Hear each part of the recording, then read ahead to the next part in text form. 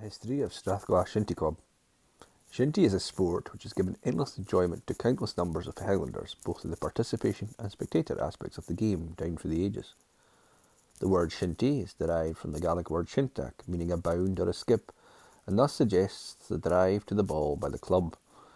According to Mr. Alexander MacDonald from Loch Ness Side, who wrote a paper entitled Shinty, Historical and Traditional for the Gaelic Society of Inverness, dated 18th December 1919, Shinty is one of the oldest games in the world.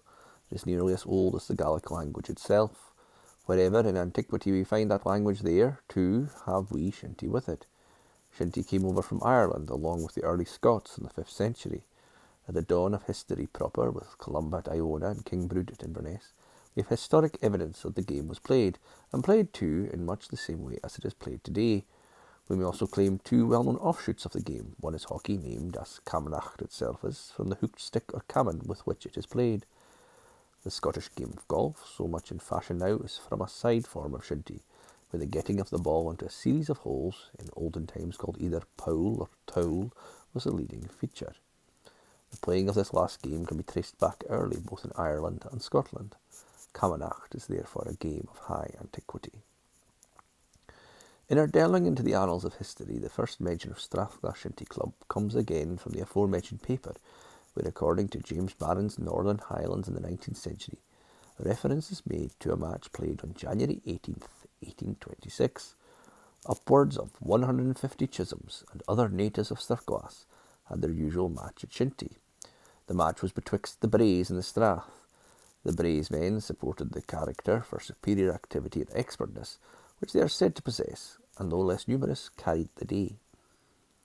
Some time later, a match was arranged between Strath and Glenmoriston. The match took place in Strathglass. MacFadrig captained the Glenmoriston team, consisting of, unfortunately, too many heavy, strong men.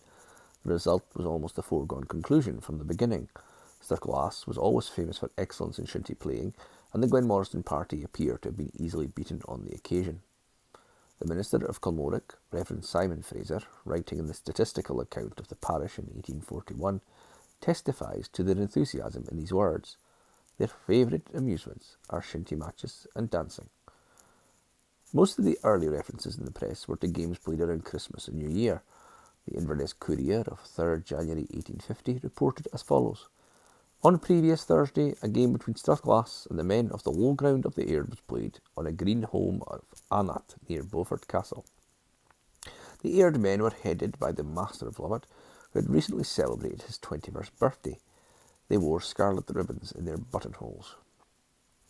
The hill men of Strathglass were headed by the Honourable Alistair Fraser, younger brother of the Master of Lovat.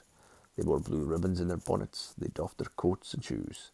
Each side had 40 picked men. The match was the best of 3 games. Strathglass won it. The balls for each game were specifically made of India rubber." In the following year, the Inverness Courier of 20th February 1851 gave this account: "On 11th February, a game was played between Strathglass and Glenmoriston. A crowd of about 1,000, including some from the Aird and Glenurquhart, congregated to watch. The Master of Lovat arrived at Comer and was cheered by his chosen band of 20.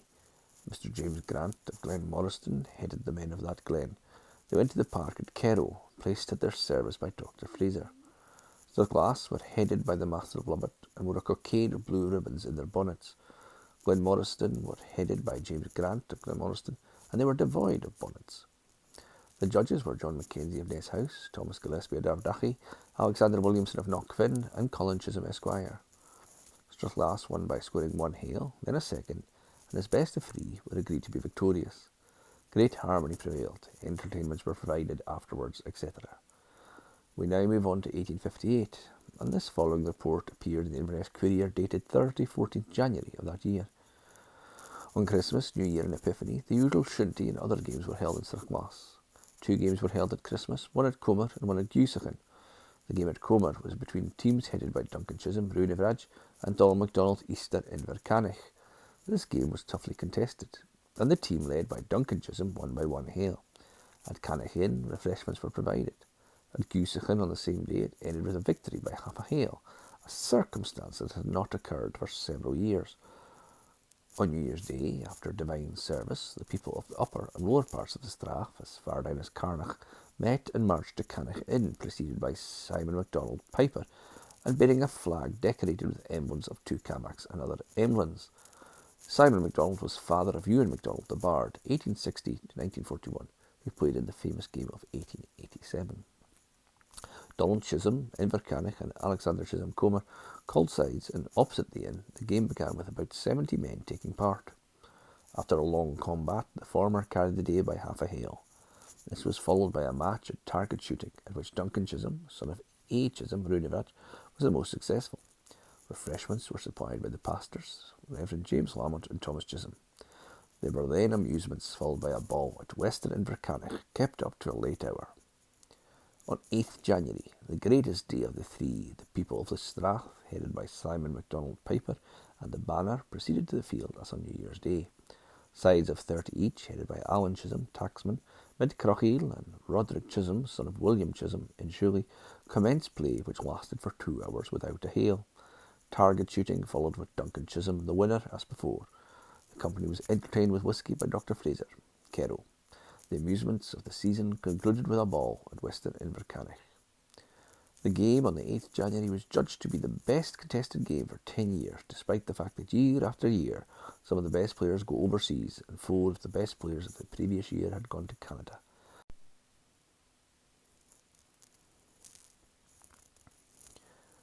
In January of 1864, the Inverness Courier, dated 14th of that month, made reference to the fact that the Shinty matches were over for the season, having been played in the usual style. The attendances were good, despite the departure of so many young men from the previous year. This report also indicates that good play was seen at Eskdale, at the Kiltarnotty end of the Strath. Colin Chisholm, who was one of the judges mentioned in the 1851 game, wrote the following paragraph in the Highlander newspaper of 5th March 1880, and this illustrates clearly the yearly routine on the Shinty front in the days of his youth in the Strathglass area. As the winter set in, practice commenced at the farms, etc. 4 matches used to be held each year: St. Stephen's Day, 26th December, St. John's Day, 27th December, New Year's Day, 1st January, and Epiphany, 6th January. As soon as Mass was over, people and priests set out for the fields of Balnahon and Balnabruach. The Bray and Glencanach united against those from the whole Strath. Great rivalry was experienced as each man considered the honour of his district rested on him. The ball was thrown up midway between Altabodich on the west or Bray side and Bayhog on the east or Strath side. Hundreds engaged. The call of the Bray's men was Suasambal, and of the Strath men Shiasambal. The term for a scrimmage between many players was cacking. While injuries did take place, they were seldom caused by the club of a really skilful good player. Colin Chisholm, 1806 to 1895, was a native of Leitry, Glencanach. He was one of the best-known Gaels of his day. He was a storehouse of the lore and tradition of Strathglass, much of which has been recorded in print. As the years progressed, the following article, written in the Highlander, 30th January 1880, sums up the thinking at the time. For some time there was a general feeling by Shinty players in surrounding districts that there should be a regular association. A meeting to this end took place in Glenafricatel on 27th January 1880. Captain Chisholm of Glassburn was in the chair and was unanimously elected chief or president of the club, which was named Comunn Camanachd Straghlais. Mr. Duncan Chisholm, Runevrat, was elected secretary. Chieftains or headmen from districts were elected, from whom a managing committee will be annually elected. Rules and regulations are being made for consideration of the general meeting on 10th February. The first or trial match is to be played at Comer on 10th February, followed by a general meeting in the Glenafricatel. Subscriptions for playing members and honorary members are very moderate. This general meeting was reported fully in the Highlander of 13th February 1880 and the Inverness Courier of 19th February 1880. The inaugural meeting was held at Camanachd Hotel on Tuesday 10th February 1880. It was arranged to march in procession from Camanachd Bridge to the field of play. The company was addressed by Captain Chisholm from his carriage. He expressed pleasure at seeing so many present, and went on to hope that the club in its infancy would grow in strength and lead to the improvement, recreation and enjoyment of the people of Strathglass and surrounding districts.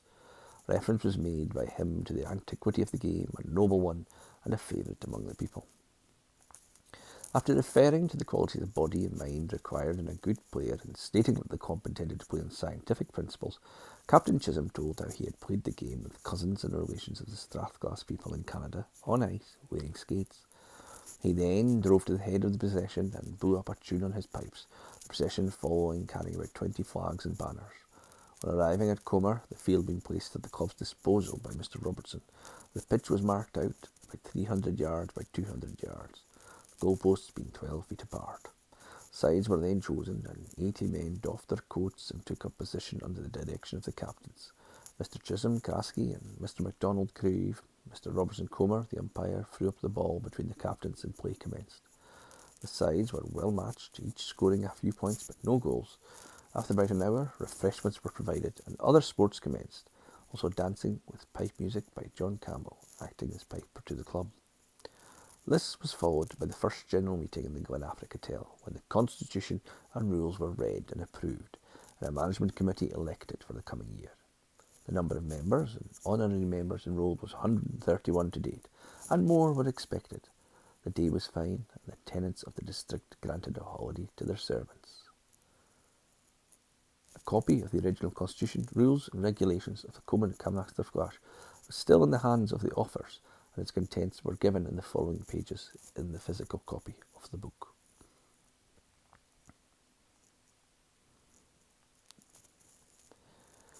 A great deal of forethought and ingenuity went into the production of this rulebook, and suffice it to quote the Highlander of 4th August 1880, which had just received a copy. It reflects great credit on all concerned, artist, author, and testifies to the methodical, business-like way in which the Strathglass men mean to go to work.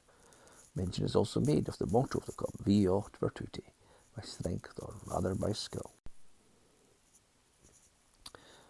Mention is also made of the motto of the club, Vi aut virtute, by strength or rather by skill. The Highlander, in an article on 5th March 1880, commented that the Master of Chisholm had consented to accept the post of Honorary President of Comunn Camanachd Straghlais and forwarded, through Captain Chisholm, a handsome donation to its funds. Unfortunately, he wasn't to serve as president for long. In May 1885, his father, James Sutherland Chisholm, died at Erchas and was succeeded by his only son, the Master of Chisholm, whose full name was Roderick Donald Matheson Chisholm.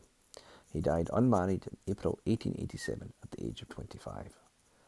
The first reference we find regarding summer shinty was in the Highlander of 28th July 1880, where games were held at Taihug on 24th July. A good number were present. In addition to races, etc., there was shinty. A party of 22 under William Chisholm, Erchas, made 2 points but no goal against a party of 21 under William MacDonald, Strathglass. The article further reported there was a very heavy thunder and showers during the day. July's weather has not changed much in the intervening 99 years. The Highlander again gives us an account of the game played on the following festival of Epiphany in an article on 19th January 1881. After Mass, many proceeded to Cannock Bridge, headed by a piper and members of the club. The field was 400 yards by 200 yards, placed at their disposal by Mr. Robertson Comer. The committee appointed 2 captains of 2 teams, William Mackenzie, Strathglass, and Mr. Chisholm, Kraski. There were 20 a side, many playing barefoot. The ball was thrown up by the umpire at the centre of the field at the start. No goals were made, but each side scored 2 points. Play lasted about 1.5 hours, and it was conveniently contested. Refreshments were provided at the end, and a dance followed. The next match was arranged for 22nd February 1881, and the annual gathering with games was arranged for July. This annual gathering was reported in the Highlander, August 1881, but this time the Highlander was a monthly magazine. Strathglass Shinty Club had a sports day on 23rd July, in which Highland games were indulged in and prizes given. A new and commendable feature was a prize for rendering into Gaelic verse the verses in English inscribed on a plate at the well at Glasburn. Shortly after this July gathering, Mr. Kerr, Glen Africa Tale, offered a money prize and a book to the author of the best 4 verses in praise of Strathglass Shinty Club. In December, the only 2 compositions entered were judged by Mr. William Mackenzie, Secretary of the Gaelic Society of Inverness. He awarded the prize to Mr. William MacDonald, Strathglass Straghlais, one of the chieftains of the club. His poem appears in the December-January 1881-1882 edition of the Highlander. Verse 2 of the poem, Mullig de Comunn Camanachd Straghlais, is given below. Door a chaid stuin na bhuala, zijn a shit de van tuver uavas, Chelgol na cloich an ords a chabad vuai, Islim harish lish a chuala.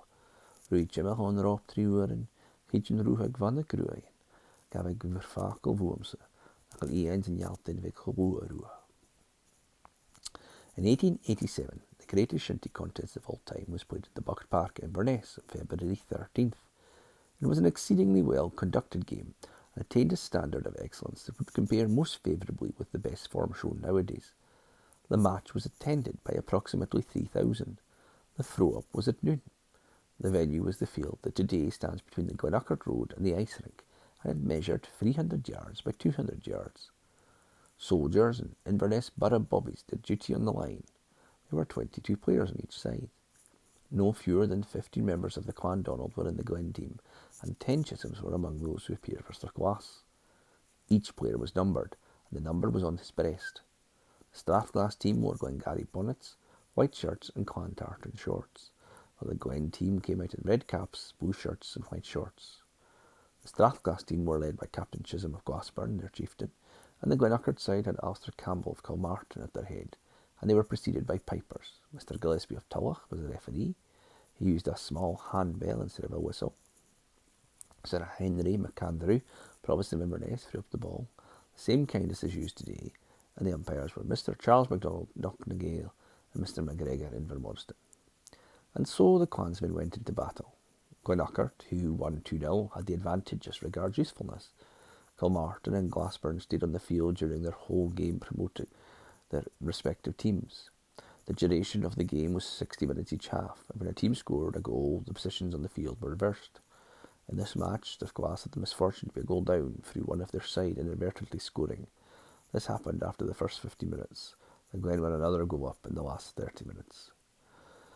The Inverness Courier of 10th January 1888 reported on the annual meeting of Strathglass Shinty Club.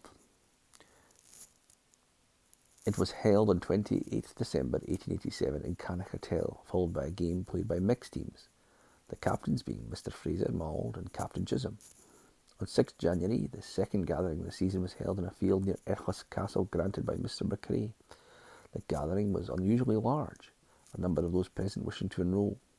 Teams of 32 each were chosen under the captains: Donald Chisholm, Reelake, Kirkcalparish, and William Matheson, Erchlis. Mr. Alan R. Mackenzie, younger of Kintail, joined the club as an honorary member. A further gathering was arranged to take place at Willie on 12th January. The committee hoped to make their first selection with the object of forming a team for the season for bona fide members, the number of players to be limited to 22. In March 1888, the match was repeated with the same venue and the same rules. Profiting from their experience in the last game, the Strathglass team fielded younger men for a number of the older members. The Glen team showed only 2 changes. In all truth, this was a titanic struggle waged on quite a different plane to the former one. Strathglass were determined to avenge last year's defeat, while Glenurquhart were equally determined to win again. The teams were on a par, with Strathglass impressive in the close tackling and Glenurquhart mastering the man-to-man movements. Glenurquhart scored the only goal of the match in the final stages through Alexander MacDonald at Alliban. This became the subject of much controversy later on, both locally and in the press. Some of the controversy took the form of Gaelic verse, and this has been preserved in the Transactions of the Gaelic Society of Inverness, volumes 45, 48 and 50. The following is a verse from a Churach Ruag, published in the last mentioned volume. Fear stachwash o chep generam, o chinfat and quakav jeraf, fear nach taj nach gashki yarak, a Churach yarak hug baror. Translated as the Strathglass men under a military captain, are long with a proven reputation, men that don't give in, gallant heroes, the red cap overcame them. Having gained a lot of knowledge from these games, the rules and regulations of 1880 were revised in 1888, but unfortunately the writers were unable to glean any knowledge on what revision was made. However, by 1892, quite a number of other clubs had come into existence, such as London and Northern Counties, started 1878, London Scottish, Edinburgh Camanachd, started 1869, Edinburgh University, Aberdeen University, Glasgow Cowell, Inveraray, Furness, Strachar, Bunnaw, Dalmally, Goylehead, Ardinglass, Denali, Glencoe, Vale of Larach, Braille Haber, Glenurquhart, Galtarroty, Now Lovett, Inverness, Strathpeffer, Alvey, Inch, Kingussie and Newtonmore. Bewley, Glenmoriston, Balhoosh and Fort Augustus came soon afterwards. This led to a need for an association to be born, and this happened in 1893 when the Camanachd Association was formed. The first minute of this association, dated October 10th, 1893, was Mr. J.D. Grant as the Strathglass representative. Captain Chisholm of Glassburn, who had engineered the formation of Strathglass Shinty Club and was their chief, was appointed the first chief of the Camanachd Association. He sent a letter of apology to the association, regretting his inability to attend the conference and wishing it every success. Unfortunately, Captain Chisholm was to hold this office only for 4 years. He died on October 19, 1897. The following is from his obituary, which appeared in the Inverness Courier of October 22, 1897. Captain Archibald McCrae Chisholm was born in July 1825 in Strathglass, the son of Dr. Stuart Chisholm, R.A., Deputy Inspector of Army Hospitals in Mary McCrae. He spent some years as a boy with his maternal grandparents in Kintail. He studied for some time at St. Sulpice, Montreal, and later joined a commission in the Black Watch at the age of 16. He joined the regiment in Malta in 1843, became a lieutenant in 1846. Some of his service was in Bermuda and Nova Scotia. During a leave, he travelled in Greece, Sicily, and elsewhere. The regiment came home in 1852, and the following year he married Miss Maria Frances Lynch. He was anxious to retire from the army, but on war being declared in 1854, he went with the Black Watch to the Crimea. He was ordered to return home to the depot for promotion. In 1855, he sold out, for a time acted as a factor for the Duchess of Leeds at Applecross. For many years he lived at Glassburn, Altnaglassic, becoming a Justice of the Peace and completely identifying himself with the district. He had a lively interest in all things Celtic and founded the Strathglass Shinty Club in 1880, by which he derived interest in the game generally in the Highlands. Captain Chisholm, who was 6 feet 2 inches in height and of splendid appearance, was a courteous gentleman of humour and great integrity with the spirit of his race. He was considered the best amateur piper of his time, and on one occasion as a young man he played at the dinner of the Highland Society of London, and so electrified the company that he was at once elected a member. He was a keen member of the Gael Society of Inverness, and several times he played at its annual assembly. For 30 years he judged at the Northern Meeting piping competitions. It is most unfortunate that no minute books of the club can be traced. In the absence of these, the information which follows comes from the minutes of the Comunn Camanachd Association and the Camanachd League, supplemented by what has been gleaned orally. Some games appear to have taken place in the closing years of last century, but there does not seem to have been any competitive shinty in the years from 1900 to 1914. The club first entered the Strathglass Cup in the season 1924-25, starting with a game against Coninbridge, who went on to the final. The following year, the first round tie was against Coninbridge, and the succeeding year against Caberfay. Lovat provided the opposition in the first round of season 1927-28, and on this occasion Strathglass reached the final, which was won by Caberfay. The season 1928-29 was even more successful, Strathglass beating Strathdairn 7-5 in the final at the Buck Park, Inverness, on April 20th, 1929. Mrs. Margaret Gordon Struy recalls that transport for the team was provided by the Erchless Estate lorry, which bore them back in triumph with the cup displayed. In the same year, the club was defeated in the final of the Sutherland Cup by Lochside Rovers at Speenbridge. A minute of the Camanachd Association of April 6, 1929 includes the following. All the ties of this competition, Sutherland Cup, excepting the final, have been played off. The finalists being Lochside Rovers, Oban, who have previously won the trophy, and Strathglass. It is very satisfying to see the Strathglass team, formerly led by the first chief of this association, Captain Chisholm of Glassburn, again coming to the front of the shinty world and meeting a team led by our worthy president, ex-Provost Skinner. Strathdairn had revenge for their 1929 defeat, when in the final of the following year they beat Strathglass V2 at Bewley. The Strathdairn Camanachd Association minutes of these years record Mr. William McIntyre, factor Erchless, as representing Strathglass. Mr. McIntyre, whose son Cecil played for the club before the 1939-45 war, was also a vice president of the Camanachd League. Others who represented Strathglass in meetings of the Strathdairn Association about the same time were Archibald Davidson and Peter MacDonald. The latter was secretary for 2 years in the 1920s. Archibald Davidson played for the club about that time and later for the Lovat Club. A contemporary of these in the team was Dick Scott, who became president about 1950. The club did not participate in the competitions of the 3 seasons following 1929-30, no doubt because of an inability to raise a team.